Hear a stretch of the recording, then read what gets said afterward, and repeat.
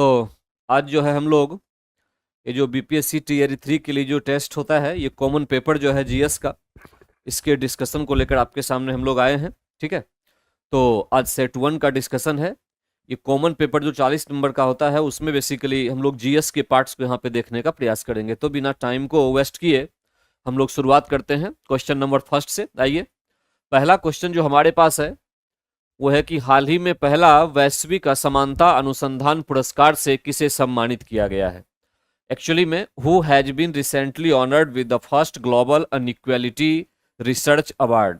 यहाँ पहली बात तो ध्यान रखना है कि ये जो ग्लोबल अनइक्वालिटी रिसर्च अवार्ड है, ये पेरिस की संस्था के द्वारा दिया जाता है। पेरिस की संस्था, इंस्टीट्यूशन के द्वारा, है ना। वो अनइक्वालिटी नाम की संस्था से ही जानी जाती है बेसिकली। तो ये पेरिस में है, पहले तो याद रखना है। इसमें से दो व्यक्ति, दो इंपॉर्टेंट पर्सन जिन्होंने काफी बड़ा कंट्रीब्यूशन किया है अनइक्वालिटी, जो असमानता होती है पूरे विश्व में, इसकी क्या स्थिति है इसको लेकर जो उन्होंने रिसर्च किया, उसके आधार पे इनको दिया गया है। इसमें से फर्स्ट है जेम्स बायस और दूसरे नंबर पे हमारे पास है बीना अग्रवाल। जेम्स बायस और बीना अग्रवाल। तो कुल मिला के करेक्ट आंसर हमारे पास ए एंड बी दोनों है। इसका मतलब करेक्ट आंसर होगा उपयुक्त में से एक से अधिक। उपयुक्त में से एक से अधिक। फिर मैं रिपीट कर दूं, हाल ही में पहला वैश्विक असमानता अनुसंधान पुरस्कार से किसे सम्मानित किया गया, तो सम्मानित किया गया जेम्स बायस को, वीना अग्रवाल को। ठीक है, ये क्वेश्चन है, इसका आंसर है, इंपॉर्टेंट क्वेश्चन है, इसको याद रख लीजिएगा। इसमें से एक से अधिक आपका आंसर हुआ। पेरिस स्थित संस्था है जो इस अनइक्वालिटी अवार्ड को देती है। आगे आते हैं क्वेश्चन नंबर सेकंड पे। किस भारतीय को ब्रिटेन के किंग चार्ल्स तृतीय द्वारा मानद नाइटहुड से सम्मानित किया गया है। आपको ये पता होना चाहिए कि नाइटहुड की उपाधि जो होती है, ये बहुत ही महत्वपूर्ण माना जाता है अवार्ड। ब्रिटिश सरकार के द्वारा जो गवर्नमेंट वहां पे प्रपोज करती है और जो वहां के किंग चार्ल्स देते हैं, ये बहुत ही महत्वपूर्ण अवार्ड माना जाता है। वर्तमान समय में रिसेंटली अभी ये दिया गया है सुनील भारती मित्तल को। करेक्ट आंसर यहां पर भी होगा सुनील भारती मित्तल। जैसा कि आप जानते हैं, हमारे यहाँ ये इनका जो ग्रुप है, ये बेसिकली टेली कम्युनिकेशन के सेक्टर में है। टेली कम्युनिकेशन के सेक्टर में ये काम करता है, दूर संचार। ठीक है, इसमें से हमारा जो एयरटेल की बात हम लोग करते हैं, वो बेसिकली इन्हीं ग्रुप की कंपनी है जो हमें दूर संचार से संबंधित सर्विस प्रोवाइड करवाती है। तो इनको, सुनील भारती मित्तल को बेसिकली दिया गया है नाइटहुड की उपाधि। किसके द्वारा दी जाती है ये? ब्रिटेन के द्वारा दी जाती है। ब्रिटेन के किंग चार्ल्स तृतीय, जो अभी वहां के राजा हैं, उनके द्वारा दी गई है। ठीक है, सुनील भारती मित्तल। नेक्स्ट क्वेश्चन पे आते हैं। फर्स्ट क्लास क्रिकेट में सबसे तेज तिहरा शतक लगाने वाले बल्लेबाज कौन बने? अभी हाल ही की बात है और करेक्ट आंसर इसका होगा तन्मय अग्रवाल। तन्मय अग्रवाल फर्स्ट क्लास क्रिकेट में सबसे तेज तिहरा शतक लगाने वाले बल्लेबाज हैं तन्मय अग्रवाल। अच्छा, यहाँ पे तिहरा शतक की बात हुई है, तो तिहरा शतक अगर कहे कि वनडे में किसने लगाया हो, वनडे में सबसे तेज, तो ये हमारे सहवाग जी हैं, वीरेंद्र सहवाग, जिन्होंने सबसे तेज, मुझे लगता है कि 278 गेंद में ही इन्होंने कंप्लीट 300 रन पूरे किए थे। तो ये भी आपको यहाँ पे याद रखना है। ठीक है, उसके बाद तन्मय अग्रवाल हो गए। ये सबसे इंपॉर्टेंट क्वेश्चन है, इसको ध्यान में रखिएगा। फर्स्ट क्लास क्रिकेट में सबसे तेज तिहरा शतक लगाने वाले वजह आपके तन्मय अग्रवाल हो गए। नेक्स्ट क्वेश्चन पे आते हैं। 3 जनवरी 2024 को पूरे भारत में सावित्रीबाई फूले की 193वीं जयंती मनाई गई, वो कौन थी? देखिए, सावित्रीबाई फूले जो थी, ये एक्चुअली में भारत की पहली महिला शिक्षक थी। करेक्ट आंसर तो ये होगा, पहली महिला शिक्षक सावित्रीबाई फूले। साथ में साथ ये बहुत बड़ी समाज सुधारक भी थी, है ना, सोशल रिफॉर्मर भी थी। समाज में जो विभिन्न प्रकार की जो बुराई थी, उनको दूर करने में भी इनका महत्वपूर्ण योगदान था। तो ये प्रथम शिक्षक हो गई। करेक्ट आंसर तो आपका ये निकल गया। अब यहाँ पे क्वेश्चन और भी देखिए, ऑप्शन में है कि भारत की पहली महिला। अच्छा, उसके पहले एक पॉइंट और देख ले हम कि सावित्रीबाई फूले तो भारत की पहली महिला शिक्षक थी। हम अपने देश में मनाते हैं शिक्षक दिवस। शिक्षक दिवस जो मनाते हैं, ये 5 सितंबर को मनाते हैं। ठीक है, 5 सितंबर। एस राधा कृष्णन की जी की जयंती पर ये मनाया जाता है। ठीक है, 5 सितंबर। ये भी एक महान शिक्षक के रूप में पहले भारत में थे, बाद में चल के ये भारत के प्रथम उपराष्ट्रपति भी नियुक्त किए गए। तो ये भी एक इंपॉर्टेंट फैक्टर है, इसको भी आपको याद रखना है। ठीक है, जहां तक बात रह गई भारत की पहली महिला न्यायाधीश की, तो पहली महिला न्यायाधीश थी अन्ना चांदे। ये आप याद रखेंगे, भारत की पहली महिला न्यायाधीश अन्ना चांदे थी, और ये अंग्रेज के टाइम में ही 1937 में ही आ गई थी इस पोस्ट पे, जज के पोस्ट पे। बाद में जब भारत आजाद हुआ तो उसके बाद भी इन्होंने कई हाई कोर्ट में अपना सर्विस दिया, तो प्रथम यही जज मानी जाएंगी। लेकिन अगर सुप्रीम कोर्ट की बात की जाए कि प्रथम महिला जज की बात की जाए सुप्रीम कोर्ट की, है ना, प्रथम महिला जज, तो वो हो जाएगी फातिमा बीबी। ध्यान रखिएगा। तो भारत की प्रथम महिला जज की बात आए तो अन्ना चांदे, सुप्रीम कोर्ट की प्रथम महिला जज की बात आए तो फातिमा बीबी। ठीक है, ये तो भारत की पहली महिला शिक्षक हो ही गई। अब उसमें से भारत की पहली महिला चिकित्सक की बात भी की जा रही है, इसको भी याद रखिएगा। इनका नाम था आनंदबाई गोपाल राव जोशी। ये भारत की पहली महिला चिकित्सक थी, आनंदबाई गोपालराव जोशी, भारत की पहली महिला चिकित्सक। पॉइंट्स को याद रखिएगा। ठीक है, नेक्स्ट क्वेश्चन पे चलते हैं। इजराइल ने किसे भारत में नए राजदूत के रूप में नियुक्त किया है? सिंपल सा क्वेश्चन है, याद रखिएगा, रूबेन अजाड़ को अभी हाल फिलहाल में इजराइल ने नियुक्त किया है। इजराइल अभी चर्चा में है क्योंकि इसकी लड़ाई फिलिस्तीन से चल रही है। फिलिस्तीन में भी हमास नाम का एक संगठन है जिसको दुनिया में आतंकवादी संगठन के नाम से भी जाना जाता है। ठीक है, इस हमास के साथ उसकी इजराइल के भी हाल फिलहाल में लड़ाई चल रही है, इसलिए इजराइल न्यूज में है। इधर हाल फिलहाल में ईरान से भी इसकी लड़ाई की गुंजाइश बनती दिख रही है। ठीक, तो भारत में रूबेन अजाड़ को अभी इजराइल ने अपना राजदूत नियुक्त किया है। ठीक है, आगे नेक्स्ट। सीनियर पुरुष राष्ट्रीय हॉकी चैंपियनशिप किसने जीता? देखिए, सीनियर पुरुष राष्ट्रीय हॉकी चैंपियनशिप जो है ये चेन्नई तमिलनाडु में हुआ,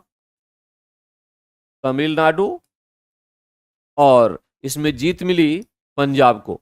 करेक्ट आंसर इसका क्या होगा? पंजाब को इसमें सीनियर पुरुष राष्ट्रीय hockey championship, senior mains national hockey championship won by the Punjab को इसमें जीत मिली है। नेक्स्ट क्वेश्चन पे आते हैं। एशियाई शूटिंग चैंपियनशिप 2023 में पुरुषों की 50 मीटर राइफल 3P इवेंट्स में किसने स्वर्ण पदक जीता? Who won the gold medal in the men's 50 metre rifle 3P event at the Asian shooting championship? देखिए, पहली बात तो ये कि 2023 पूछ रहा है, ये एक बात ध्यान रखिएगा, जो ये एशियन शूटिंग चैंपियनशिप 2023 है ये कोरिया में हुआ था, कोरिया। ठीक है, और इसमें से जिस व्यक्ति को यहाँ पे गोल्ड मिला था वो थे आपके ऐश्वर्य प्रताप सिंह तोमर, या ऐश्वर्या प्रताप सिंह तोमर, ये ध्यान रखिएगा। अभी 24 का भी हो चुका है, इसको ही बता दूं मैं, जकार्ता इंडोनेशिया, है ना, इंडोनेशिया, यहां पर अभी हुआ है 2024 का, और इसमें योगेश सिंह गोल्ड मेडल लिए हैं। योगेश सिंह किसमें? 25 मीटर पिस्टल इवेंट में, 25 मीटर पिस्टल इवेंट में योगेश सिंह को यहां पे गोल्ड मिला है। ठीक है, ये 24 की बात है, वो 23 में पूछा जा रहा है। 23 वाले में ऐश्वर्या प्रताप सिंह तोमर, 24 वाले में योगेश सिंह। कहां हुआ ये? Jakarta Indonesia. 23 वाला कहां हुआ था? कोरिया। ठीक है, याद रखिएगा। तो करेक्ट आंसर हो गया 7 का सी, 7 का करेक्ट आंसर सी। 8 पे आते हैं। हाल ही में मोंगी जी, बाम्बेडी, लुई सीब्रस, अलेक्सी आई एकिमोव को किस क्षेत्र में वर्ष 23 का नोबेल पुरस्कार मिला? इन सभी को केमिस्ट्री के क्षेत्र में मिला था। केमिस्ट्री, रसायन, केमिकल नहीं, केमिस्ट्री, रसायन विज्ञान के क्षेत्र में मिला था इनको तीनों को, ध्यान रखिएगा। इसके साथ शांति का जो है नोबेल पुरस्कार, ये ईरान के मानवाधिकार कार्यकर्ता थे, उनको मिला था। मोहम्मदी इनका नाम था, ठीक है, सारजेह या कुछ मोहम्मदी था, तो इनको शांति का नोबेल प्राइज दिया गया था 2023 का। अर्थशास्त्र का जो नोबेल प्राइज है ये दिया गया है क्लाउडिया गोल्डिन को। क्लाउडिया गोल्डिन को इकोनॉमिक्स का नोबेल प्राइज दिया गया था। तो दोनों पॉइंट आप याद रखेंगे, शांति का मोहम्मदी को दिया गया, अर्थशास्त्र का क्लाउडिया गोल्डिन को दिया गया, और ये तीन जो नाम यहां पे लिखे हुए हैं, ठीक है, ये केमिस्ट्री का नोबेल प्राइज गया था 2023 की ये बात है। नोबेल पुरस्कार जो है, इसके बारे में थोड़ी सी बात मैं बता दूं आपको। नोबेल पुरस्कार जो है ये दिया जाता है अल्फ्रेड नोबेल की स्मृति में। ये साइंटिस्ट हैं, इनकी याद में, ठीक है, स्वीडन की संस्था द्वारा दिया जाता है ये, स्वीडन द्वारा, ठीक है। इन्होंने 1863 में डायनामाइट की खोज की थी, डायनामाइट की खोज की थी, ठीक है। इसके लिए 1863 में, बाद में इन्होंने अपना एक फाउंडेशन स्थापित किया और उस फाउंडेशन के तहत ये नोबेल प्राइज दिया जाता है। ये आपको physics, chemistry, biology, peace, peace मतलब शांति, लिटरेचर, साहित्य, इकोनॉमिक्स, इतने फील्ड्स में जो है नोबेल प्राइज मिलता है। Physics, chemistry, biology, peace, literature, economics. ध्यान रखिए ये सब तो 1901 से शुरू हो गया, 1901 से मिलना। इकोनॉमिक्स का 1969 से शुरू हुआ मिलना, ठीक है। इकोनॉमिक्स वाला नोबेल प्राइज के बराबर का प्राइज होता है, नोबेल प्राइज डायरेक्टली नहीं होता लेकिन उसी के बराबर होता है, तो उसी श्रेणी में हम लोग इसको रख लेते हैं, ठीक, ये ध्यान रखिएगा। तो इतने पॉइंट्स हैं, ये आपको याद रखना है। आगे नेक्स्ट पे आते हैं। राजा राम मोहन राय से संबंधित निम्नलिखित कथनों पर विचार कीजिए। चलिए कीजिए विचार। पहला ये कह रहा है कि उन्होंने विधवा पुनर्विवाह का समर्थन किया था। बिल्कुल, उन्होंने विधवा पुनर्विवाह का समर्थन किया था और 1856 में कैनिंग के शासनकाल में ये पास भी किया गया था, है ना, कैनिंग के शासनकाल में पास हुआ था, सही है ये फर्स्ट। उन्होंने सती प्रथा के उन्मूलन का जोरदार समर्थन किया, ये भी सही है। सती प्रथा के उन्मूलन का जोरदार, ही strongly supported the abolition of sati, सही बात है। 1829 में बेंटिंग के शासनकाल में इसको बैन किया गया, बेंटिंग के टाइम पर, यह भी सही है। उन्होंने अंग्रेजी शिक्षा के प्रवर्तन का समर्थन किया, यह भी सही है। अंग्रेजी शिक्षा, he supported the promotion of English education, इसके लिए भी इन्होंने बात किया था। तो कुल मिला के फर्स्ट ऑप्शन, थर्ड ऑप्शन और फोर्थ सेकंड, थोड़ा सा ऑप्शन का यहां पे मिस्टेक है। फर्स्ट, सेकंड और थर्ड, तीन ही ऑप्शन एक्चुअली में दिए हुए हैं। सेकंड ऑप्शन में फर्स्ट का है इंग्लिश दिया हुआ है एक्चुअली में, हाँ, तो इसलिए 1 2 3 तीनों सही है। 1 2 और 3, तो करेक्ट आंसर आप सी लगाइए। 1 2 और 3 तीनों सही है, ठीक है। 1 2 और 3 तीनों इसमें से सही होगा, ठीक, इस तरह से। ये थोड़ा सा ऑप्शन का अरेंजमेंट गलत कर रखा है, ठीक है, ये बात को ध्यान में रखिएगा। ओके, उसके बाद आते हैं, इसमें कुछ पॉइंट्स को और देख लें। ये तो केवल एक पॉइंट हुआ कि करेक्ट आंसर आपका सी बन गया। अब अगर और पॉइंट्स को देखें तो राजा राम मोहन राय जो थे, ये बहुत ही भारत के महत्वपूर्ण समाज सुधारक थे। 1815 ईस्वी में इन्होंने आत्मीय सभा नामक एक संगठन की स्थापना की, ठीक है। 1828 में ब्रह्मा समाज की स्थापना की।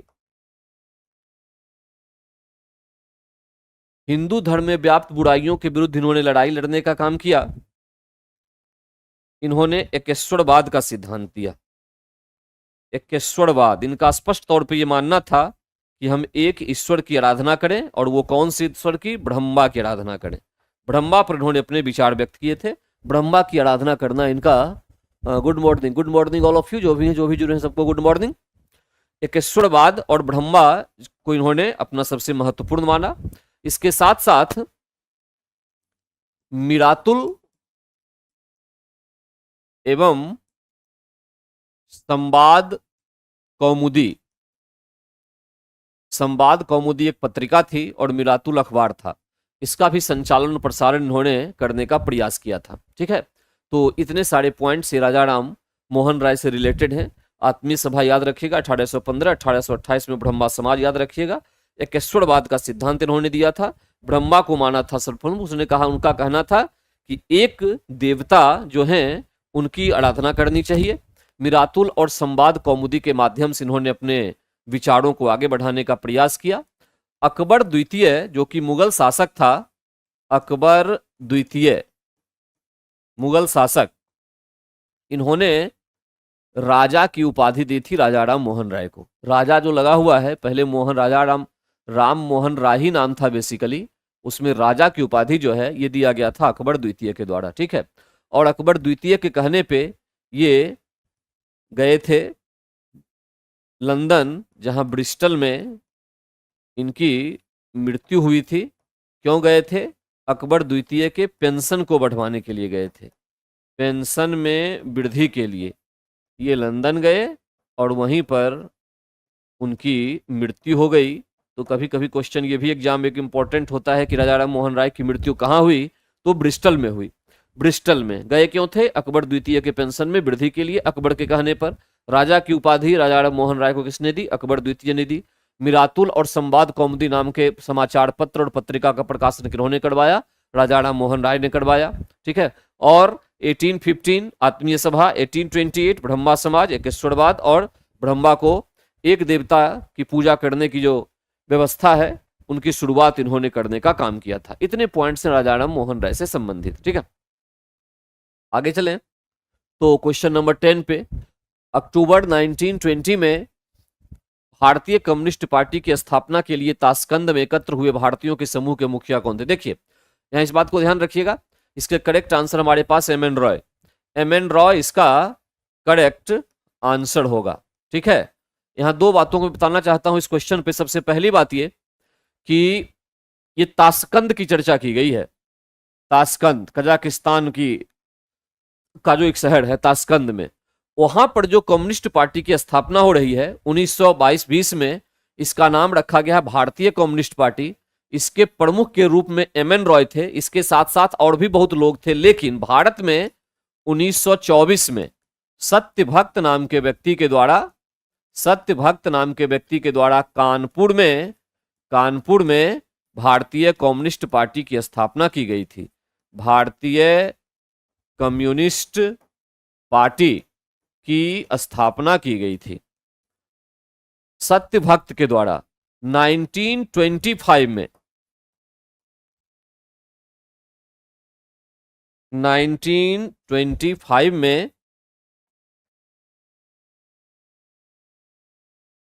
सिंगार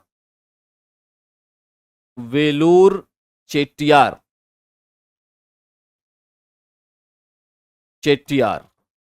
ये भारत के बहुत बड़े कम्युनिस्ट लीडर थे। तो सिंगार वेल्यूर चेट्टियार के द्वारा 1925 में मुंबई में भारतीय कम्युनिस्ट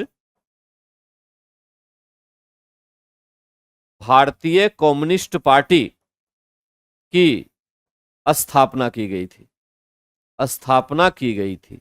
और यहां ध्यान रखना है कि जो ये सत्यभक्त के द्वारा 1924 में कानपुर में भारतीय कम्युनिस्ट पार्टी की स्थापना की गई, उस पार्टी को भी सिंगार वेल्लूर चेट्टियार वाली पार्टी में मिला दिया गया और भारत में एक ही पद गई कम्युनिस्ट पार्टी, भारतीय कम्युनिस्ट पार्टी बन गई 1925 में। तो ये भी ध्यान रखिएगा कि सिंगार वेल्लूर चेट्टियार जो थे ये भारत में कम्युनिस्ट पार्टी के बहुत बड़े प्रवर्तक थे, बहुत बड़े प्रचारक थे। ये नाम याद रखना है आपको।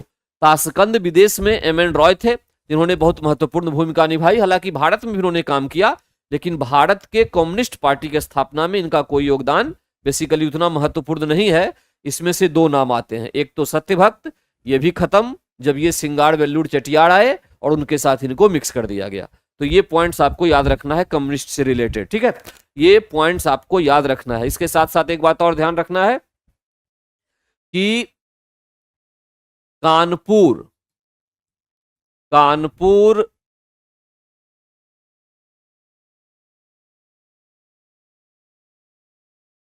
षड्यंत्र, पेशावर षड्यंत्र, कानपुर षड्यंत्र, पेशावर षड्यंत्र और मेरठ षड्यंत्र, इस तीनों का संबंध जो है ये भी कम्युनिस्ट पार्टी से ही है या कम्युनिस्ट विचारधारा से है, कम्युनिस्ट लोगों से है, विचारधारा से है। अंग्रेजों ने इन सबको बैन किया, जेल में डाला, इन पर केस किया। ये सारी घटनाएं कानपुर का षड्यंत्र, पेशावर का षड्यंत्र, मेरठ का षड्यंत्र, इसका संबंध कम्युनिस्ट लोगों से है, क्योंकि अंग्रेजों का यह मानना था कि कम्युनिस्ट जो हैं वो भारत को आजाद कराना चाहते हैं, ठीक है। तो इस बात को ध्यान में रखिएगा, कम्युनिस्ट लोगों से सब है, ये क्लियर पॉइंट है। इसमें से क्वेश्चन पूछा जाएगा कि सारे षड्यंत्र किससे संबंधित हैं, तो कम्युनिस्ट पार्टी से संबंधित है। एक बात और सबसे अंत में, 1925 में भारतीय कम्युनिस्ट पार्टी की स्थापना सिंगाड़ वेल्लूर चेट्टियार के द्वारा मुंबई में की गई। 1925 में एक और संगठन की स्थापना हमारे देश में हुई थी, जिसको हम राष्ट्रीय स्वयंसेवक संघ आरएसएस के नाम से जानते हैं। इसका भी क्वेश्चन एग्जाम में बार बार पूछा जाता है, तो इसलिए इस बात को याद रखिएगा। Good morning all of you. Ankita Kumari good morning. तो आरएसएस 1925 और इसके संस्थापक थे हेडेगवार, हेडेगवार इसके संस्थापक थे, ठीक है। इतने पॉइंट्स को आप याद रखेंगे। इसमें से आगे चलते हैं क्वेश्चन नंबर 11 की ओर। 1857 के विद्रोह के कौन कौन से नेता ब्रिटिश दमन चक्र बढ़ने पर नेपाल भाग गए, जहां उनकी मृत्यु हो गई। Which leaders of the 1857 rebellion fly to Nepal as the British repression increased where they died।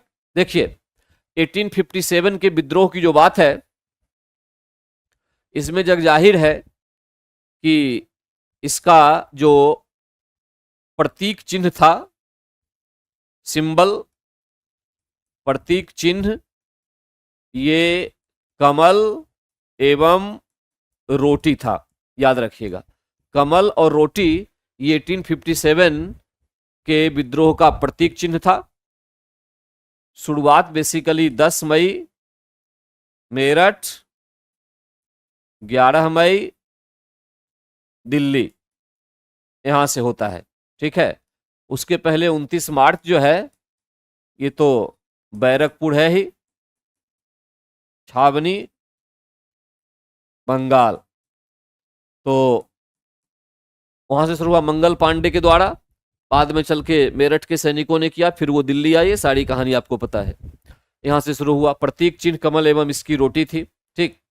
अब इसमें से 1857 के विद्रोह में उत्तर प्रदेश के बहुत सारे इलाके से अलग अलग पॉलिटिकल लीडर्स जुड़े थे, है ना।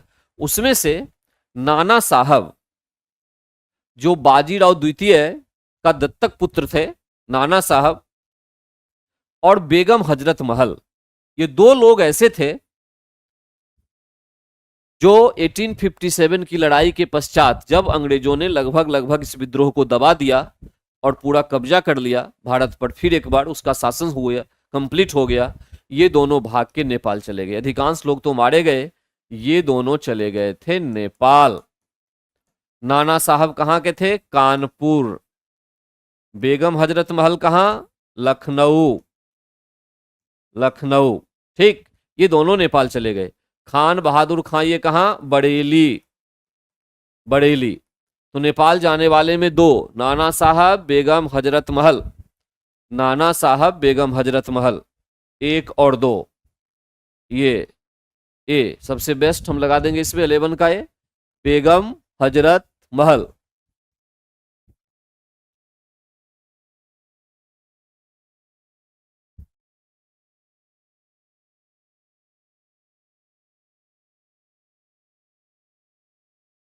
ओके, तो जो बेगम हजरत महल है और नाना साहब हैं 1-2, 1 and 2। इस तरह से ये करेक्ट आंसर तो ए हो गया इसमें से, ठीक है। ये ध्यान रखिएगा, 2 ही लोग थे जो उसमें से भाग के गए थे, ठीक।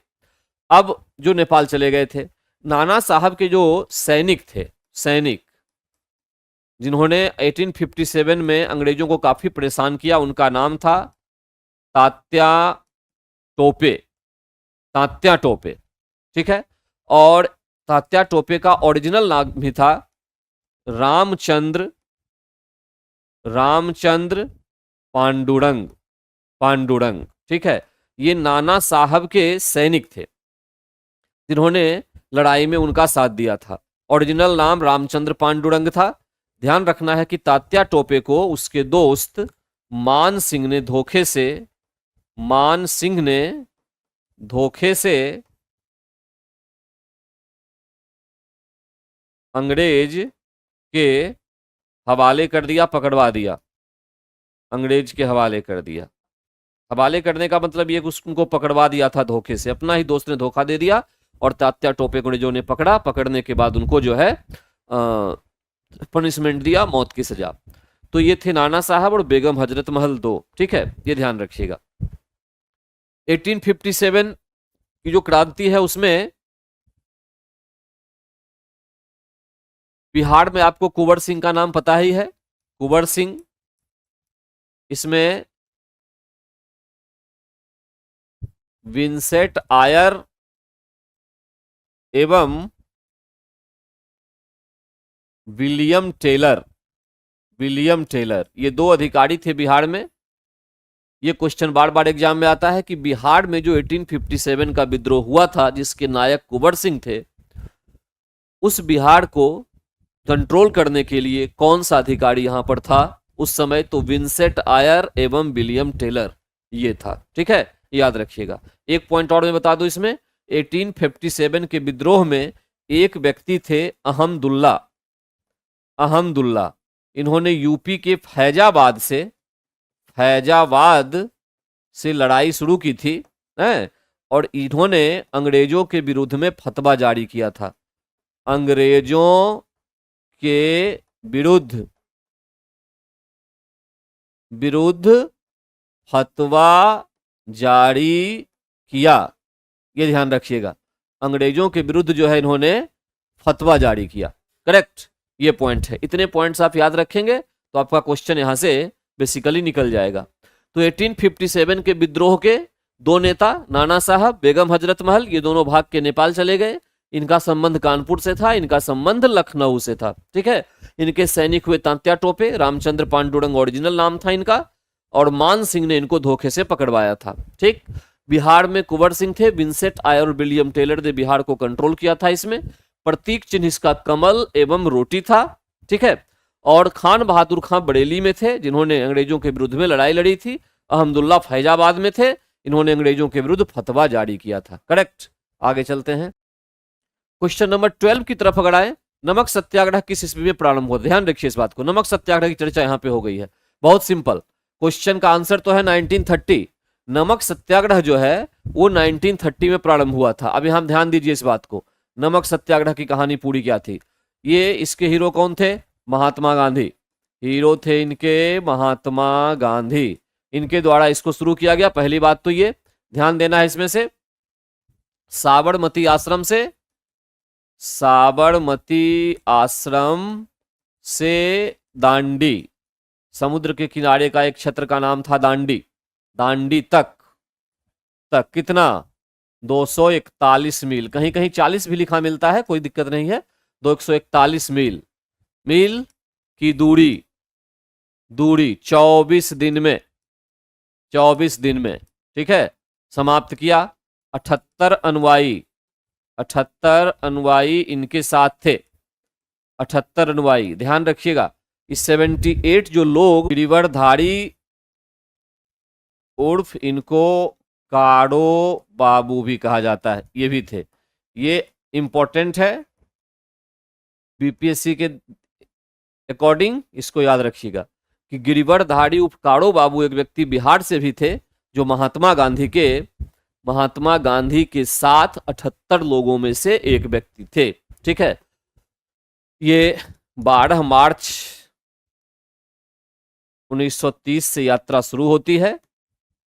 5 अप्रैल 1930 को ये पहुंचते हैं, को दांडी पहुंचते हैं। दांडी पहुंचे और 6 अप्रैल 1930 को नमक कानून को तोड़ा गया था। नमक कानून को तोड़ा गया था, ठीक है, ब्रेक किया गया। तो इस तरह से करेक्ट आंसर हमारा हुआ 1930। इतने पॉइंट्स को आपको याद रखना है। 241 से 40 जो भी हो, मील की दूरी 24 दिन में पूरी हुई थी। 78 अनुयायी साथ थे। 78 में से एक सबसे इंपॉर्टेंट बिहार के जो थे वो थे गिरिवरधारी उर्फ कारो बाबू। ये पॉइंट इंपॉर्टेंट है, इसको आपको याद रखना है, ठीक है। तो इस तरह से ये जो क्वेश्चन है 12 का, उसमें कई सारे आंसर आपके पास निकल गए ये, ठीक। आते हैं नेक्स्ट 30 नंबर क्वेश्चन की ओर। भारतीय स्वतंत्रता आंदोलन के संदर्भ में उषा मेहता की ख्याति। Usha Mehta's fame in the contest of Indian independence movement. ध्यान रखिएगा, एकदम सीधा सीधा याद रखिए। उषा मेहता का संबंध रेडियो संचालन से था। पहली बात तो ये संचालन से था, रेडियो संचालन। लेकिन ये कहानी कब की है? ये कहानी कहा जा रहा है 1942 भारत छोड़ो आंदोलन की। भारत छोड़ो आंदोलन की बात हो रही है। क्विट इंडिया मूवमेंट की चर्चा यहां पर की जा रही है, ठीक है। 1942 में 8 अगस्त को 1942 को जब भारत छोड़ो आंदोलन की शुरुआत हुई थी, किसके नेतृत्व में? महात्मा गांधी के नेतृत्व में। महात्मा गांधी के नेतृत्व में जब शुरू हुई थी, ठीक है, तब उस समय उषा मेहता ने रेडियो संचालन किया था गुप्त रह के, और अपने आंदोलन के जो नेता थे उनकी बातों को जनता तक पहुंचाने का काम किया। ये कब किया? जब अंग्रेजों ने काफी दमन चक्र की नीति लागू की थी, तब किया, ठीक है। तो इस बात को याद रखिएगा। तो भारत छोड़ो आंदोलन की बेला में गुप्त कांग्रेस रेडियो चलाने हेतु ए, करेक्ट आंसर इसका होगा ए। इसमें से कुछ बात और मैं बता दूं आपको कि 1942 8 अगस्त का जो भारत छोड़ो आंदोलन था, इसमें अंग्रेजों ने एक ऑपरेशन जीरो आर्ट्स की शुरुआत की थी। Zero arts. और ये ऑपरेशन जीरो आर्ट्स के तहत क्या था कि जो टॉप क्लास के लीडर होंगे उन सब को तुरंत में पकड़ लिया जाए, उनको मौका ही न दिया जाए कि जनता के बीच जाए और आंदोलन को बढ़ा पाए। इसमें से महात्मा गांधी को पकड़ा गया। आगा खां पैलेस पुणे में रखा गया था इनको, ठीक है। आगा खां पैलेस, महात्मा गांधी को। राजेंद्र प्रसाद इनको रखा गया था बांकीपुर जेल में, पटना, ठीक है। जयप्रकाश नारायण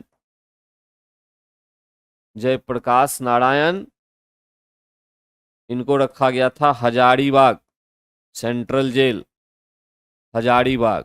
यहां से वो निकलकर भाग गए और भागने के बाद इन्होंने क्या किया? नेपाल पहुंच गए और नेपाल में आजाद दस्ता का इन्होंने गठन किया था, आजाद दस्ता का, ठीक है। तो ध्यान रखिएगा, जयप्रकाश नारायण जो थे ये हजारीबाग सेंट्रल जेल से भाग के नेपाल पहुंचे। वहां से इन्होंने आजाद दस्ता का गठन किया और इस आजाद दस्ते ने प्रचार के माध्यम से भी और हथियार के माध्यम से भी इस आंदोलन को आगे बढ़ाने में महत्वपूर्ण भूमिका निभाई थी, ठीक है। जयप्रकाश नारायण। यहां एक बात और ध्यान रखना है, मैं कुछ पॉइंट बिहार के बारे में बोल दूं इसमें से। पहला तो ये कि सामूहिक रूप से बिहार पर 40 लाख का जुर्माना इसमें लगाया गया था। 40 लाख का जुर्माना लगाया गया था, ठीक है, इस भारत छोड़ो आंदोलन को लेकर। दूसरी बात ये कि छपरा जो है में शांति देवी के नेतृत्व में आंदोलन चला इनका नारा था पुलिस हमारा भाई है। ध्यान दीजिएगा इस बात को। ये जो आंदोलन था, आंदोलन था कि आंदोलन में जो नारा दिया गया था कि पुलिस हमारा है भाई है, किसने दिया था? ये छपरा में शांति देवी के नेतृत्व में चला था। और इसका परिणाम क्या निकला? परिणाम ये निकला कि पुलिस ने इन लोगों पर, जो शांति देवी के नेतृत्व में आंदोलन कर रहे थे, उन पर गोली चलाने से इनकार कर दिया था। बड़ी ही इंटरेस्टिंग घटना थी ये। तो इस पर क्वेश्चन बनने की पूरी गुंजाइश है, इस बात को याद में रखिएगा। छपरा की बात में बता रहा हूं ये, ठीक है, इस आंदोलन में। करेक्ट, ये सबसे इंपॉर्टेंट पॉइंट है। तो 1942 का भारत छोड़ो आंदोलन में बिहार को सामूहिक रूप से 40 लाख का जुर्माना लगाया गया। जयप्रकाश नारायण बिहार से संबंधित थे, ये भाग गए थे, जहां दस्ता गठन किया था। छपरा में शांति देवी और उसके साथ पुलिस हमारा भाई है का नारा दिया गया। इतने पॉइंट्स को आप याद रखेंगे तो क्वेश्चन आपका निकल जाएगा, ठीक है। उषा मेहता रेडियो संचालन से संबंधित थी, ध्यान में रखिएगा। भारत में सिविल सेवाओं का सूत्रपात किसने किया? सिविल सर्विस की शुरुआत करने वाला था कार्नवालिस। कहां गया? Lord Cornwallis. हाँ, बी करेक्ट आंसर बी होगा। देखिए ध्यान रखिएगा, सिविल सेवा और पुलिस सेवा दोनों का जनक माना जाता है कार्नवालिस को। सिविल सेवा, पुलिस सेवा दोनों का जो है माना जाता है कार्नवालिस को। कार्नवालिस इसने इस काम को किया था, ठीक है। वर्तमान में सिविल सेवा में अभी सबसे इंपॉर्टेंट होता है अखिल भारतीय सेवा। अखिल भारतीय सेवा, इसकी संख्या 3 है, हमेशा क्वेश्चन इस पे आता है, ध्यान रखिएगा। अखिल भारतीय सेवा, कुल संख्या इसकी कितनी है? 3। एक आईएएस, दूसरा आईपीएस, तीसरा आईएफएस। आईएफएस का मतलब होता है यहां भारतीय वन सेवा, वन सेवा, इंडियन फॉरेस्ट सर्विस, ठीक है। 3 अखिल भारतीय सेवा हैं वर्तमान में भारत में, ठीक। सबसे इंपॉर्टेंट सर्विस ऐसी होती है। सिविल सेवाओं का जनक माना जाता है कार्नवालिस को। पुलिस सेवा जो है इसकी भी शुरुआत कार्नवालिस ने की थी, ठीक है। इसके समय में अस्थाई बंदोबस्त लागू किया गया था। अस्थाई बंदोबस्त, बंदोबस्त इसको परमानेंट सेटलमेंट भी कहा जाता है, परमानेंट सेटलमेंट कहा जाता है, ठीक है, याद रखिएगा। जहां तक बात रह गई लॉर्ड डलहौजी की, इसके द्वारा भी कई काम किए गए। एक तो आया था वुड डिस्पैच, इसी के टाइम पर। किससे संबंधित था? ये शिक्षा से संबंधित था, ठीक है। वुड डिस्पैच शिक्षा से संबंधित था। इसने पीडब्ल्यूडी का निर्माण करवाया था, लोक निर्माण विभाग का, अपने टाइम पर 1954 में, ठीक है। पीडब्ल्यूडी। इसके टाइम की सबसे खास बात क्या थी? इसके टाइम की सबसे खास बात थी व्यपगत सिद्धांत, डॉक्ट्रिन ऑफ लैप्स पॉलिसी। इस डॉक्ट्रिन ऑफ लैप्स पॉलिसी के तहत क्या हुआ था? डॉक्ट्रिन ऑफ लैप्स पॉलिसी जो है, डॉक्ट्रिन ऑफ लैप्स यानी व्यपगत सिद्धांत जो है, इसके तहत कई सारे देसी रियासत राजाओं को मिला लिया गया था ब्रिटिश राज्य में। इसमें सबसे पहला था सतारा। सतारा को मिलाया गया था 1848 में, ये आप याद रखेंगे। 1848 में सतारा को मिला लिया गया था। फिर संबलपुर जैतपुर को मिलाया गया उसके बाद, एक के बाद, ठीक है। दूसरा संबलपुर एंड जैतपुर, इसको मिलाया गया था। तो डलहौजी का ये था। इसके टाइम पर डाक विभाग की स्थापना हुई थी, डाक विभाग, ठीक है। इसके टाइम पर रेलवे की शुरुआत हुई थी मुंबई और थाने के बीच। ये था डलहौजी का कार्यकाल। इतने सारे काम किए गए थे डलहौजी के कार्यकाल में, ठीक है। जब वेलेजली की बात हम करते हैं, वेलेजली की, तो इसके टाइम पर आया था सहायक संधि, सहायक संधि। और सहायक संधि स्वीकार करने वाला पहला राज्य था हैदराबाद। हैदराबाद ये फर्स्ट था जिसने सहायक संधि को स्वीकार किया था, ठीक है।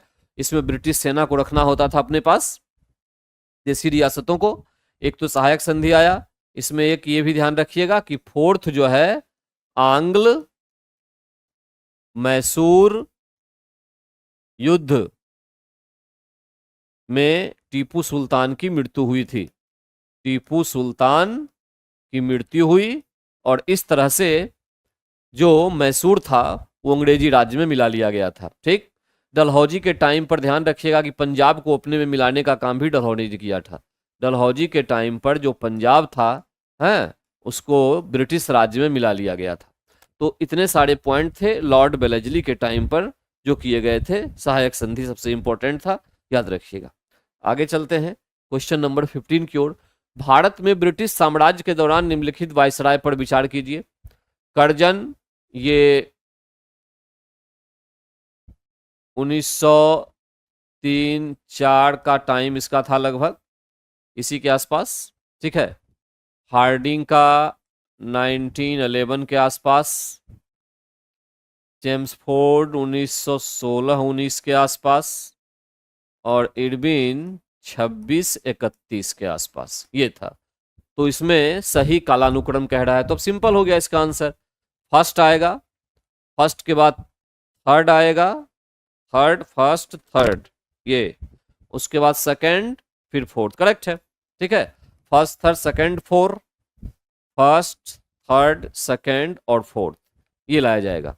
ये अरेंज है कर्जन, कर्जन के बाद हार्डिंग। देखिए कर्जन के टाइम पे बंगाल विभाजन हुआ, आपको याद होगा, बंगाल का विभाजन किया गया था।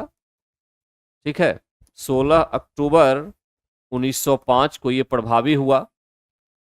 हार्डिंग के टाइम पर इसी को रद्द कर दिया गया, इसी बंगाल विभाजन को, और 1911 में कलकत्ता से दिल्ली राजधानी घोषित की गई, हस्तांतरित की गई, है ना। दिल्ली दरबार का आयोजन भी हुआ था हार्डिंग के टाइम पे। ठीक, चेम्सफोर्ड के टाइम पे भारत शासन अधिनियम भी लाया गया था, 1919 भारत शासन अधिनियम 1919 लाया गया। ठीक है, और भारत शासन अधिनियम 1919 के तहत पहली बार 1920 में केंद्रीय विधानसभा का गठन किया गया था, यह भी याद रखिएगा। इसी अधिनियम के तहत केंद्रीय विधानसभा का जो है यह गठन सबसे पहली बार भारत में हुआ था 1920 में, 1919 के तहत। ठीक है, इतने पॉइंट्स को आप याद रखेंगे। अब आते हैं नेक्स्ट 16। प्रांतीय कांग्रेस समिति एवं बिहार प्रांतीय संघ की संयुक्त बैठक 13 जुलाई 1919 को कहां हुई थी? Where was the joint meeting of the Provincial Congress Committee and Bihar Provincial when held on 13 जुलाई 1919? देखिए करेक्ट आंसर इसका पटना है। पहली बात तो ये पटना में ये हुई थी, आपको याद रखना होगा। इसमें से और कुछ तो चलने वाला है नहीं, चारा इसको याद ही रखना होगा। ठीक है, अब आगे, अब इसमें से क्या है कि कुछ क्वेश्चन को जरा इस पर आ जाते हैं। देखिए प्रांतीय कांग्रेस समिति ये जो है इसकी स्थापना, मैं एक चीज समझा दूं आपको कि 1885 में आप लोग जानते हैं कि कांग्रेस की स्थापना हुई। ठीक, ये तो पूरे भारत के लिए थी। उसके साथ साथ भारत के प्रत्येक राज्य मतलब उस समय जो ब्रिटिश राज्य हुआ करते थे, तो उन ब्रिटिश राज्य में भी प्रांत लेवल पर कांग्रेस की स्थापना जगह जगह की गई थी। प्रांतीय कांग्रेस कमेटी, प्रांतीय कांग्रेस कमेटी, ठीक है ना, ये क्वेश्चन थी, स्थापना था।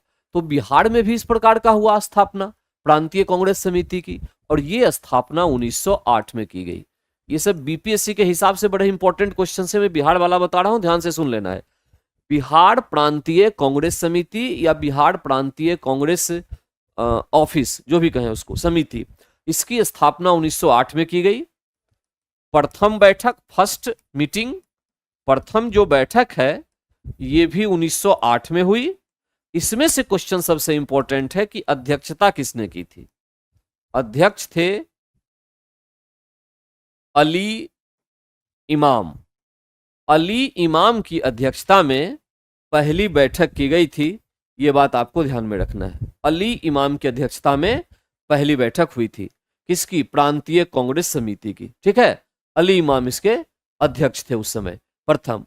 अब यहां पे ज्वाइंट की बात कही जा रही है, तो ज्वाइंट की जो बात है वो एक्चुअली में पटना में हुआ था, है, दोनों की बैठक 13 जुलाई 1919 को, 1919 की बात है। अच्छा, एक बात और, इसमें से प्रथम बैठक तो है ही, एक दूसरा बैठक भी इंपॉर्टेंट है, और वो बैठक जो है वो दूसरी जो बैठक है एक, ये हुई थी 1910 में, ध्यान रखिएगा 1910 में।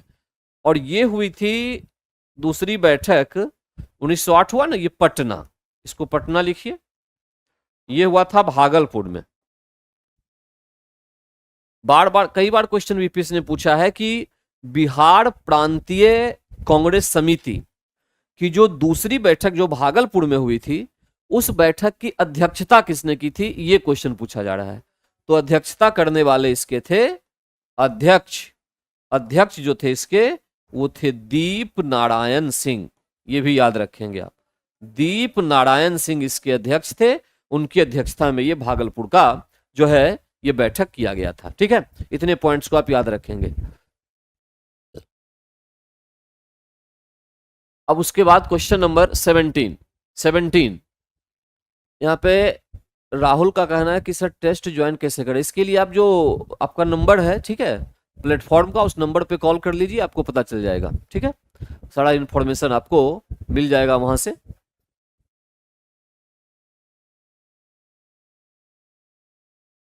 लॉर्ड कर्जन बिल्कुल 1899 से 905 तक था। मैंने करेक्ट उसका डेट नहीं लिखा, मैं केवल अरेंज कर रहा था क्वेश्चन का मेरे दोस्त, ठीक है, इसलिए मैंने लिखा था।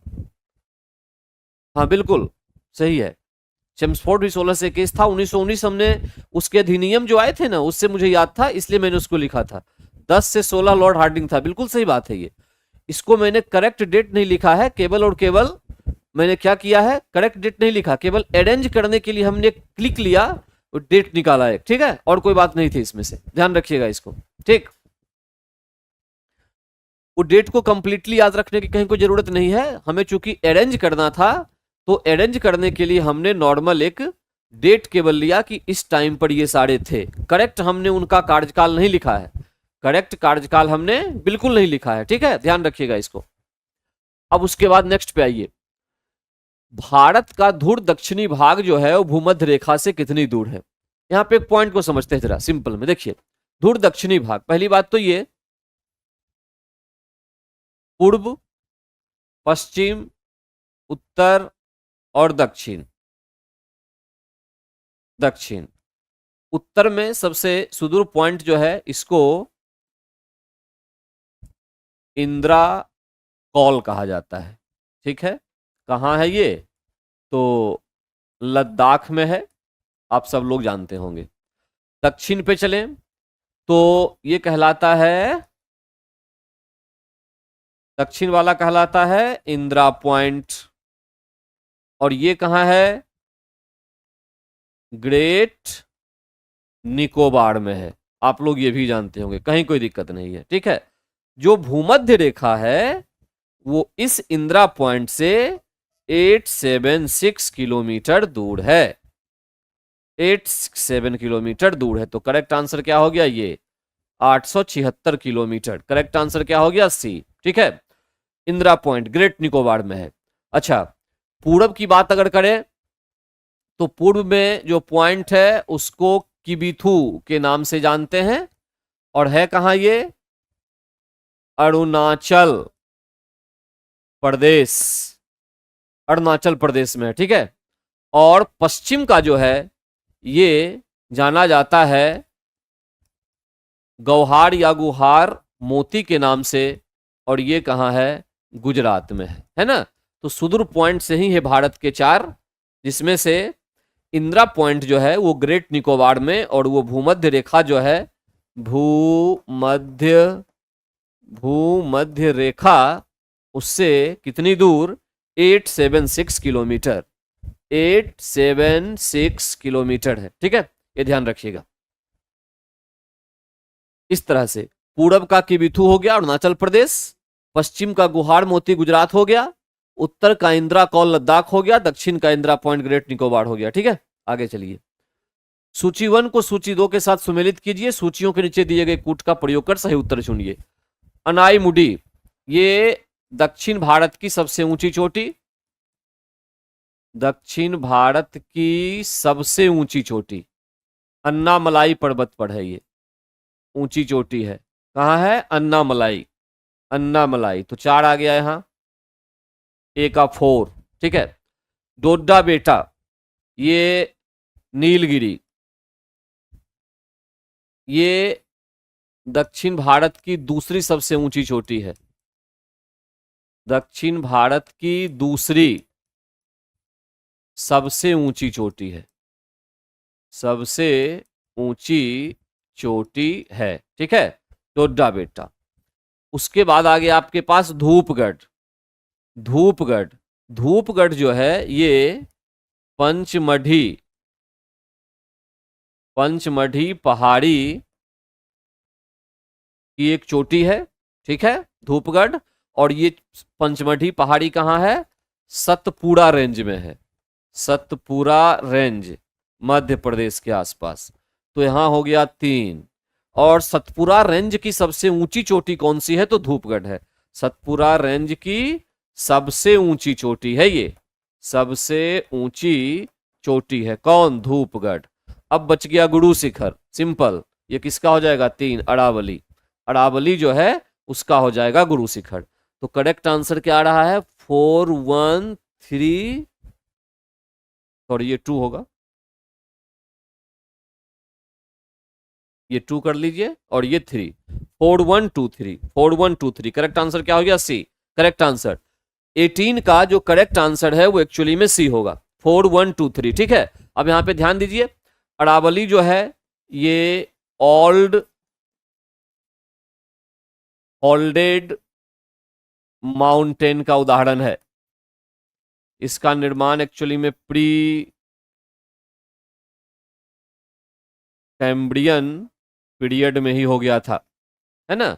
ओल्ड फोल्डेड अरावली जो है सबसे पुराने वलित पर्वतों में से एक माना जाता है, अरावली। और आबू के पास इसका गुरु शिखर सबसे ऊंचा शिखर है, सबसे ऊंचा शिखर अरावली का है, ठीक है, ये ध्यान रखिएगा यहां पे। अब उसके बाद एक बात और, ये तो अरावली की बात हो गई, गुजरात से लेके दिल्ली तक इसका फैलाव है पूरा। एक आते हैं पश्चिमी घाट की ओर, पश्चिमी घाट। घाट जो है, पहली बात ध्यान रखिएगा कि पश्चिमी घाट कोई पर्वत नहीं है। एग्जाम में अगर क्वेश्चन आ जाए तो ये ध्यान रखिएगा, पश्चिमी घाट पर्वत नहीं है, यह प्रायद्वीपीय पठार का ही फॉल्ट स्कार्फ है, फॉल्ट स्कार्फ है, याद रखिए इस बात को। यह प्रायद्वीपीय पठार का ही फॉल्ट स्कार्फ है। फॉल्ट स्कार्फ का मतलब होता है भ्रंश, एक हिस्सा टूटा हुआ, पश्चिमी घाट है ये कोई पर्वत नहीं है। लेकिन जब पूर्वी घाट की बात आएगी, पूर्वी घाट, तो ये एक पर्वत है, ठीक है, और ये भी ओल्ड फोल्डेड पर्वत है, ध्यान दीजिएगा, ओल्ड फोल्डेड। लेकिन क्या हुआ है कि अब ये पर्वत के रूप में बचा नहीं। क्यों नहीं बचा? क्योंकि बहुत सारी नदियां, महानदी, कृष्णा, गोदावरी, है ना, कावेरी, ये सब जो है बहते बहते लंबे समय से इस पहाड़ को बिल्कुल खत्म कर चुकी है एक तरह से। इसीलिए पूर्वी घाट एक पहाड़ के रूप में पाया नहीं जाता है, जबकि ओल्ड फोल्डेड एक पर्वत था। तो ये एक पर्वत है, पश्चिमी घाट एक पर्वत नहीं है, इस बात को ध्यान में रखिएगा। ये प्रायद्वीपीय पठार का ही एक अपभ्रंश है, एक हिस्सा है, अपभ्रंश है, अपभ्रंश है, ठीक है। इतनी बातों को ध्यान रखिएगा। नीलगिरी, जहां पे पूर्वी घाट और पश्चिमी घाट मिलती है, पूर्वी घाट और पश्चिमी घाट जहां मिले, पूर्वी एवं पश्चिमी घाट जहां पे मिलेगी, वो हमारा नीलगिरी होता है, ठीक है, वो हमारा नीलगिरी है। इतने पॉइंट्स को याद रखेंगे आप। आगे चलिए। भारत की लवण नदी के नाम से जानी जाती है सॉल्टी रिवर। सॉल्ट रिवर कहते हैं लूनी नदी को, याद रखिएगा, लूनी नदी को सॉल्ट रिवर कहते हैं, लूनी, लो ई। करेक्ट आंसर क्या हो जाएगा? करेक्ट आंसर इसका ई हो जाएगा। करेक्ट आंसर जो है उसका ई हो जाएगा, ठीक है। जो यहाँ पे सॉल्ट रिवर जो है इंडिया का, वो एक्चुअली में कौन सी है? लूनी नदी है।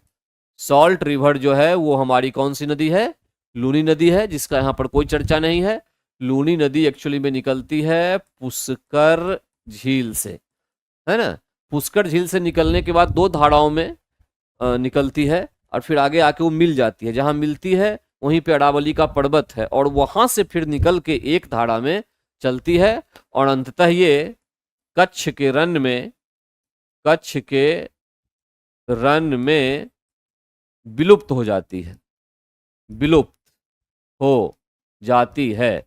इस प्रकार से ये समुद्र तक नहीं पहुंचती है, बीच रास्ते में रह जाती है। इस प्रकार की नदी जो समुद्र तक पहुंचे नहीं और बीच रास्ते में रह जाए, इसको अंतः स्थलीय नदी के नाम से जाना जाता है, अंतः स्थलीय नदी।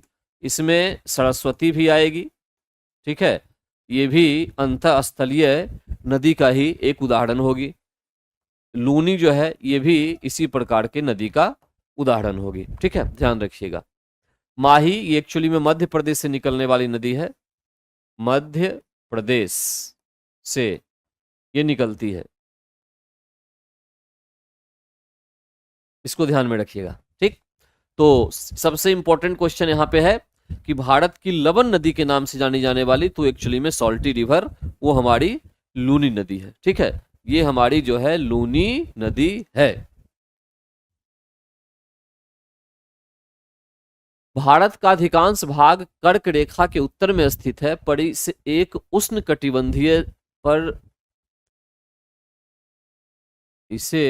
उष्णकटिबंधीय देश कहते हैं, क्योंकि most of India is located north of the tropic of cancer, but it is called a tropical country because कर्क रेखा भारत के मध्य से गुजरती है। बात तो सही है, लेकिन उसके कारण से ट्रॉपिकल कंट्री नहीं कहेंगे। भारत के निवासी उष्णकटिबंध से आए हैं, इसका कोई मतलब नहीं है। देश की जलवायु का निर्धारण उष्णकटिबंधीय मानसून से होता है। The climate of the country is determined by the tropical monsoon. Correct answer C है। देखिए यहाँ एक बात को ध्यान में रखिएगा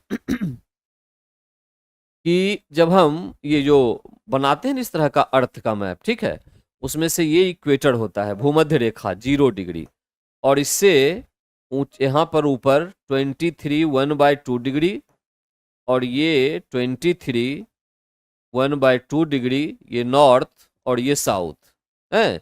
इसके बीच का जो रीजन है ना, ये वाला, ये रीजन एक्चुअली में कहलाता है ट्रॉपिकल रीजन। इसी को ट्रॉपिकल रीजन कहते हैं, ट्रॉपिकल, ये वाला हिस्सा है ट्रॉपिकल, पूरा का पूरा है ना, ट्रॉपिकल। और यहीं पे इंडिया है। कर्क रेखा जो है ये 2 बराबर भागों में बांट रही है हमें, लगभग साउथ और नॉर्थ, ठीक है। नॉर्थ का मतलब हो गया शीतोष्ण। अगर हम कर्क रेखा की बात करें इस तरह से 23 1/2 डिग्री नॉर्थ, तो यहाँ पे तो साउथ इंडिया आ जाएगा। साउथ ये उष्ण कटिबंध कहलाता है, उष्ण कटिबंध है। और ऊपर जो होगा इससे वो आपको उपोष्ण कहलाएगा, उपोष्ण कटिबंध। उपोष्ण कटिबंध का मतलब अधिकांश गर्मी थोड़ा सा ठंडक, ये आपका उपोष्ण कटिबंध हो गया, ठीक है।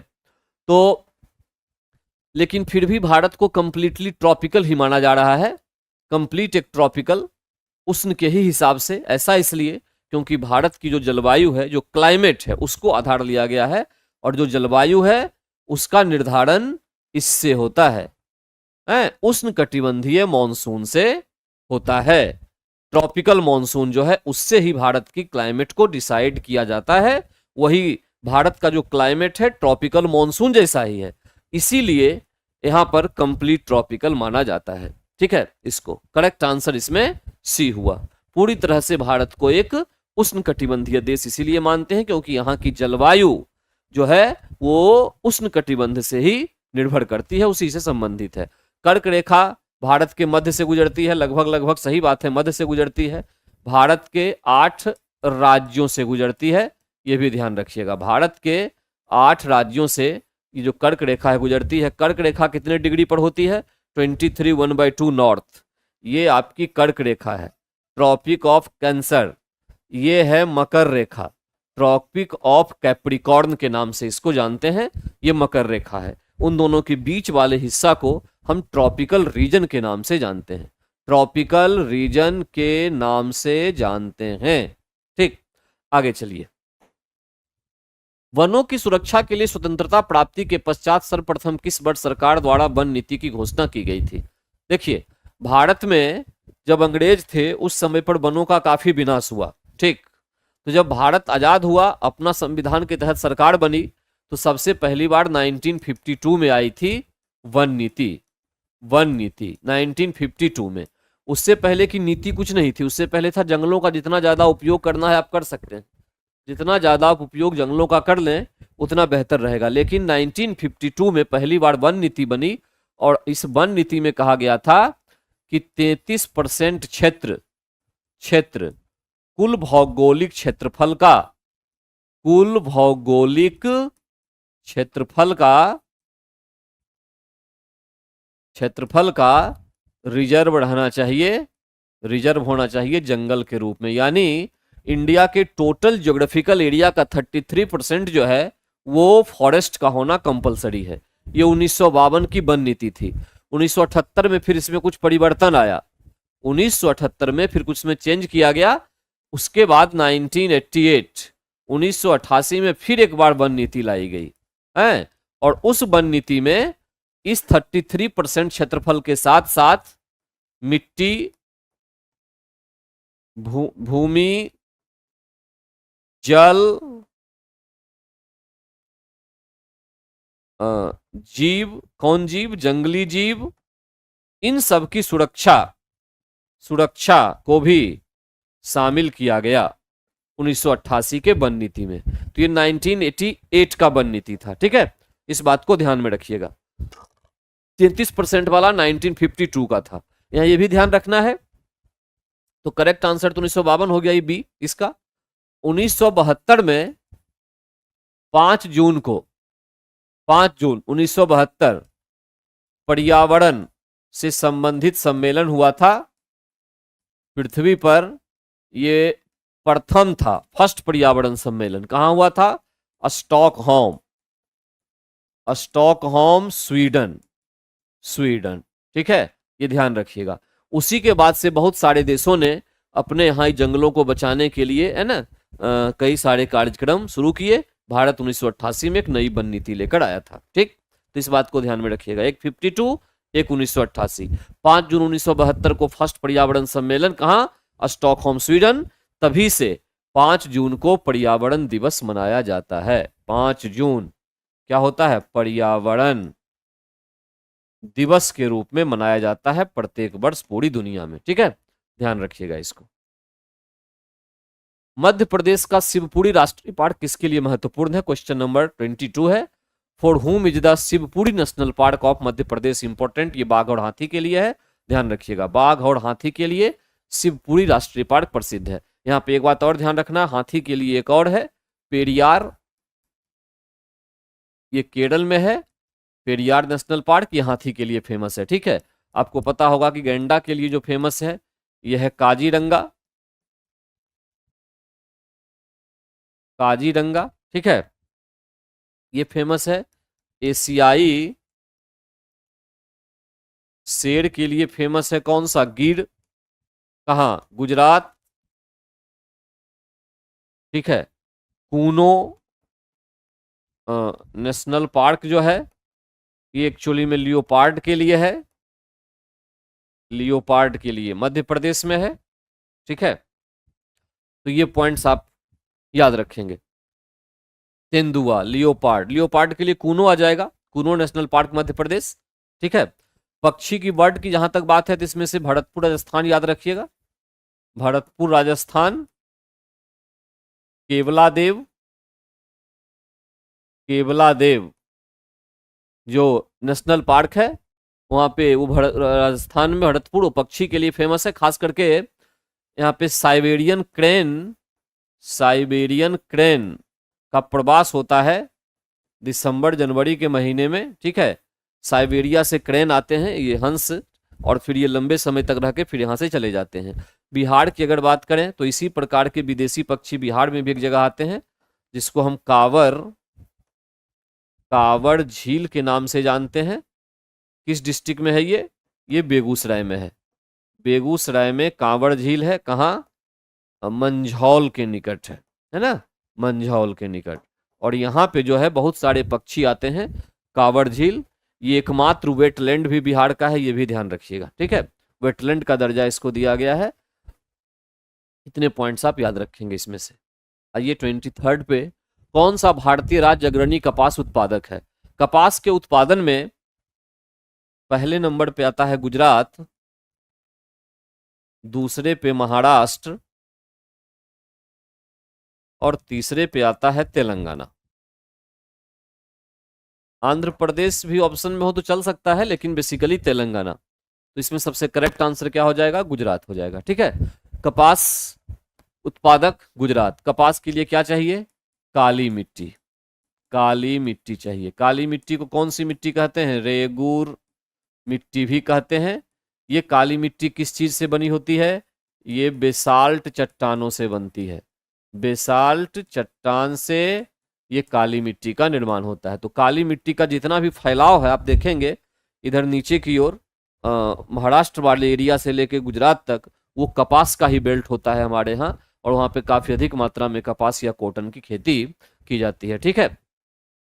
आंध्र प्रदेश तंबाकू में उत्पादन में आगे है, ये बात ध्यान रखना है। चावल के उत्पादन में वेस्ट बंगाल को हम रखते हैं एक नंबर पे, वेस्ट बंगाल है।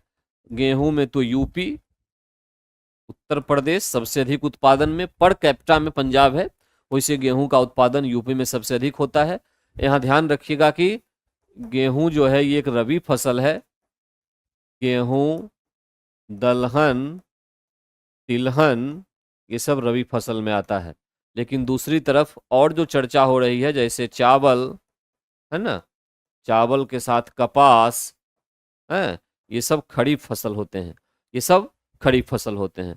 दलहन में चना की बात की जाए तो राजस्थान सबसे एक नंबर पर है इसके उत्पादन में, ये भी याद रखिएगा। राजस्थान जो है ये उत्पादन में एक नंबर पर है। ठीक, ओके। अब आगे चलते हैं। 24, भागीरथी नदी निकलती है। भागीरथी नदी निकलती है। देखिए यहाँ पे गंगा की बात नहीं हुई है, यहाँ पे भागीरथी की बात की जा रही है। भागीरथी नदी जो निकलती है ये निकलती है गोमुख से। करेक्ट आंसर हो गया यहाँ पे गोमुख, यानी करेक्ट आंसर आपके पास आ गया बी। गोमुख से निकलती है ये भागीरथी नदी। ठीक है, ये बात हमेशा याद में रखिएगा। और यहाँ एक बात और, अगर ऑप्शन में गोमुख नहीं दिया हो, एक सेकंड के लिए मान लेते हैं, अगर गोमुख ऑप्शन में नहीं दिया हुआ है तो आपका गंगोत्री भी कोई दिक्कत नहीं है। एक्चुअली में क्या है कि यहाँ देखिए ये जो है आपका गंगोत्री है। गंगोत्री ये ग्लेशियर है। ग्लेशियर पूरी तरह से ये जो आइस है, बर्फ है, हिमालय पर वो जमे हुए हैं कंप्लीटली, है ना। अब यहां से 19 किलोमीटर की दूरी पे, 19 किलोमीटर की दूरी पे ये गौमुख होता है। गौमुख मतलब इसको हम पाउट कहते हैं। ठीक है, गंगोत्री का पाउट का मतलब मुख होता है, जहां से ये ग्लेशियर का मुख ओपन हो रहा है, जो माउथ है, मुंह है, वो खुल रहा है, कहने का मतलब उसको गोमुख कहते हैं। गोमुख तो यहां है। अब यहीं से जो धारा निकल रही है ना एक, इस धारा को हम भागीरथी के नाम से जानते हैं। भागीरथी, ये भागीरथी चल रही होती है और इसमें से फिर आगे जाके मिलती है अलकनंदा। कहाँ मिलती है? जिस जगह पे मिलती है वो है देवप्रयाग, और उसके बाद ये दोनों धाराएं मिलके आगे बनती है गंगा है। और ये गंगा जो है फिर आगे बहती हुई भारत के 5 राज्यों से गुजरती है। 5 राज्य, उत्तराखंड, यूपी, बिहार,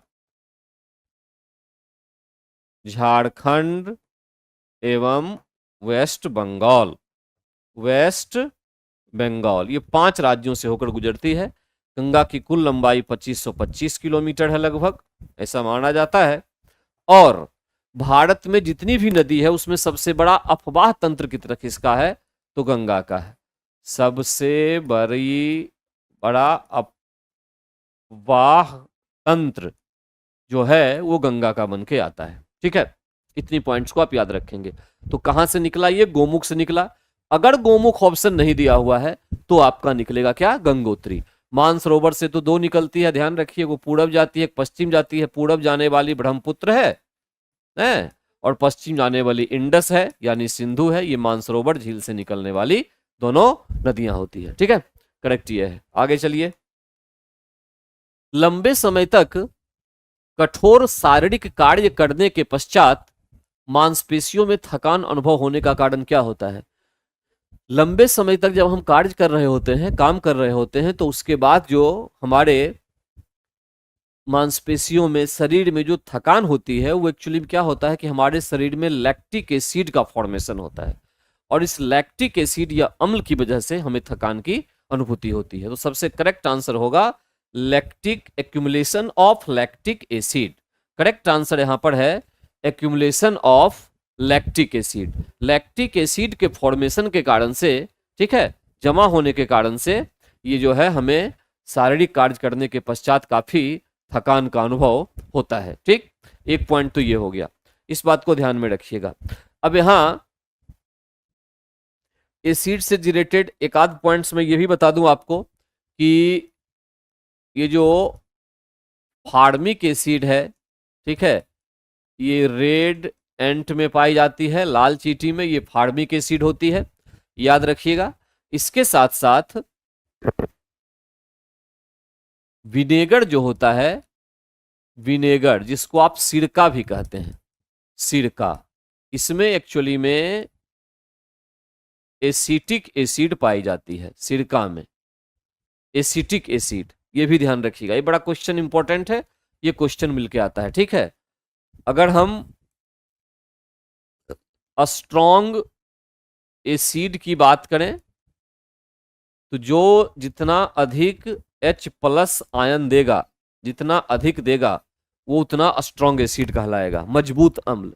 जितना कम देगा उतना कम कहलाएगा स्ट्रॉन्ग एसिड। एग्जाम्पल के रूप में आप ले सकते हैं HCl, H2SO4, है ना, HNO3, ये सभी नाइट्रिक अम्ल, ये सभी स्ट्रॉन्ग एसिड होते हैं। H2SO4 को बैटरी एसिड भी कहा जाता है, क्योंकि बैटरी में जनरली कौन से एसिड का उपयोग होता है, तो H2SO4 का होता है। ठीक है, बैटरी एसिड H2SO4। उसके साथ साथ H2SO4 को कहा जाता है किंग ऑफ एसिड, इसको यहां भी लिख लेता हूं मैं, किंग ऑफ एसिड कहा जाता है, किंग ऑफ एसिड के नाम से इसको जाना जाता है। ठीक है, याद रखिएगा। तो एसिड से रिलेटेड इतने पॉइंट्स को आपको याद रखना है, ये दो इंपॉर्टेंट है, इन दोनों को याद रखिए। विनेगर वाला बड़ा इंपॉर्टेंट है, क्वेश्चन एग्जाम में बार बार पूछा जाता है। ठीक, 25। अब आते हैं क्वेश्चन नंबर 26 पे। जन्म के बाद मानव के किस ऊतक में कोई कोशिका विभाजन नहीं होता, in which human tissue there is no cell division after birth. ध्यान दीजिएगा, ह्यूमन टिश्यू, पहली बात तो एक बात और ध्यान रखना है आपको यहां पे, पहली बात कि सेल का डिवीजन उस टिश्यू में होगा जिस टिश्यू का साइज बहुत लॉन्ग है, ठीक है, लंबा है। छोटे जो टिश्यू होते हैं उसमें सेल डिवीजन उतना ही कम होते जाता है, कोशिका का विभाजन, ठीक है, नहीं होता है। हमारे शरीर में इंटरेस्टिंग बात है कि जो नर्व होते हैं, तंत्रिका तंत्र जिसको हम कहते हैं, ये जो टिश्यू होता है इसमें किसी प्रकार का कोई विभाजन नहीं होता, और खास करके पर्टिकुलरली किसमें, किसमें पर्टिकुलरली, तो न्यूरॉन, न्यूरॉन का नाम सुना होगा, न्यूरॉन। ठीक है, जिस समय एक बच्चे का जन्म होता है उस समय उसमें बिलियंस यानी अरबों न्यूरॉन होते हैं, अरबों न्यूरॉन्स होते हैं। ठीक है, ये ध्यान दीजिएगा, उसमें से अरबों मतलब बहुत सारे, लेकिन ये भी ध्यान रखना है इसमें से 10 अरब जो न्यूरॉन्स हैं, अरबों न्यूरॉन्स हैं, उसमें से प्रत्येक दिन लगभग 10,000 न्यूरॉन जो है इसकी मृत्यु भी होती है, इनका जन्म लेना नहीं होता है। ठीक है, वो मरते ही चले जाते हैं, जन्म नहीं लेते। यहां पर सेल डिवीजन की बात है, तो करेक्ट आंसर इसमें क्या हो जाएगा, तंत्रिका यानी नर्व जो होता है। न्यूरॉन पर एक्स्ट्रा मैंने एक नॉलेज दे दिया, ये आपको याद रखना है कि नर्व जो होते हैं बेसिकली, वो जो न्यूरॉन्स हैं वो हमेशा डेथ ही करते हैं, कभी वो बर्थ नहीं करते। जितना एक बार बच्चे के जन्म के समय बर्थ कर गए बस वही वो रहते हैं, उससे अधिक संख्या उनकी बढ़ती नहीं है, वो घटती चली जाती है। ठीक है, ये पॉइंट है। लाइकेन जो एक नग्न चट्टान पर भी पारिस्थितिकी अनुक्रम को प्रारंभ करने में सक्षम है, वास्तव में किसके सहजीवी सहचर्य होते हैं। देखिए, लाइकेन जो है ये एक तरफ शैवाल एल्गी और दूसरी तरफ कवक फंगी, इन दोनों का सहजीवी होता है। शैवाल के पास क्या होता है? क्लोरोफिल होता है। क्लोरोफिल, तो क्लोरोफिल से क्या होगा? फूड बनेगा, खाना बनाएगा शैवाल। लेकिन खाना बनाने के लिए कई सारे न्यूट्रिएंट की जरूरत है, पोषक तत्व। तो पोषक तत्व किसके पास है? न्यूट्रिएंट्स हैं, न्यूट्रिएंट्स ये होते हैं फंगी के पास। तो फंगी कहता है कि मैं तुम्हें पोषक तत्व देता हूं, तो एल्गी कहता है कि मैं तुम्हें क्लोरोफिल के माध्यम से, है ना, फोटोसिंथेसिस का कार्य करवा दूंगा। तो दोनों साथ साथ हो जाते हैं, दोनों का काम पूरा हो जाता है। और इस तरह से फोटोसिंथेसिस के माध्यम से कार्बोहाइड्रेट बन गया, और कार्बोहाइड्रेट बन गया तो फिर इसका डेवलपमेंट हो जाता है, जिसको हम लाइकेन के नाम से जानते हैं। तो लाइकेन एक सहजीवी किसका हो गया? शैवाल और कवक का। इसके इसके क्लोरोफिल और इसके न्यूट्रिएंट्स दोनों मिलके फोटोसिंथेसिस, प्रकाश संश्लेषण की क्रिया करेंगे और खाना बनेगा, और उससे लाइकेन आएगा। लाइकेन जो होता है ये एयर पॉल्यूशन का इंडिकेटर है, क्योंकि जहां पे हवा प्रदूषित होगी, इंडिकेटर, जहां पे हवा प्रदूषित होगी वहां पे लाइकेन का डेवलपमेंट नहीं होगा।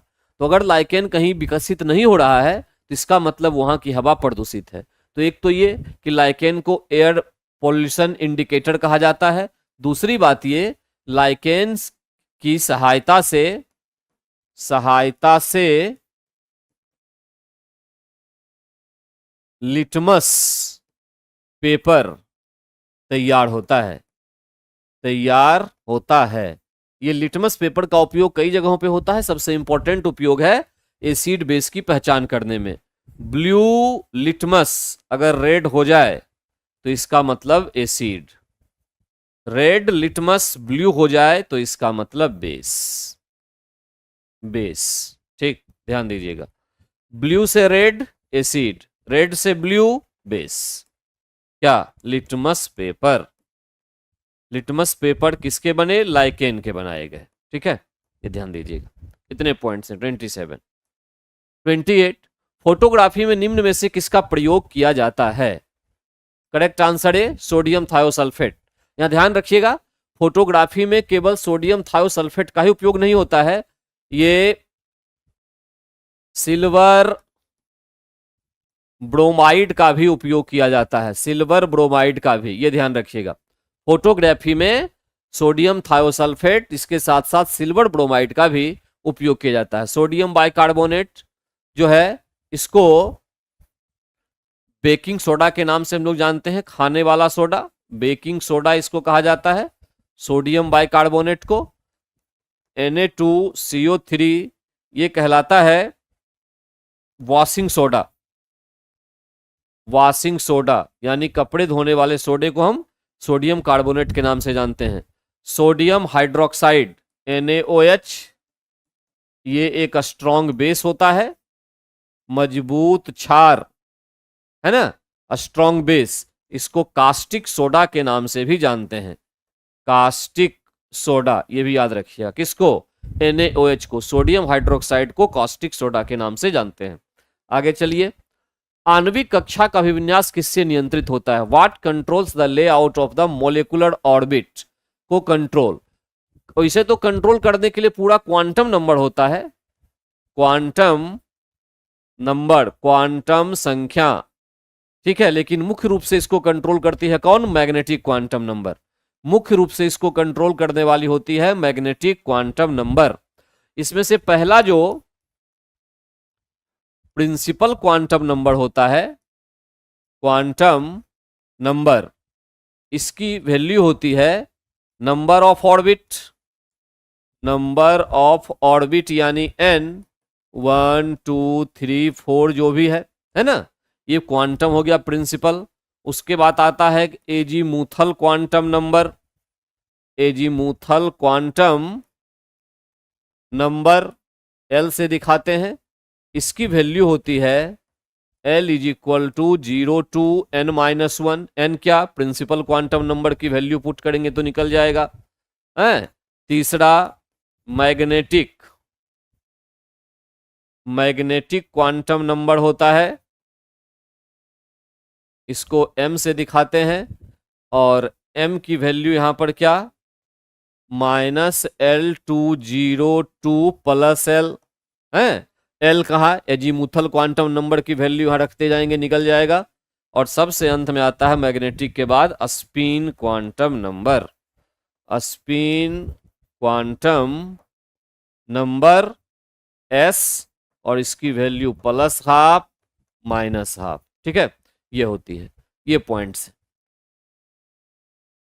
एक बिजली के फ्यूज तार में समान अनुप्रयोग। पहली बात तो ये कि फ्यूज वायर जो है एक्चुअली में किस किस का बनता है, ये तो ये बनता है पीबी यानी सीसा प्लस टीन का। ठीक है, इसका जो है मेल्टिंग पॉइंट वेरी लो होगा। और तीसरी बात ये, इसे हमेशा इसे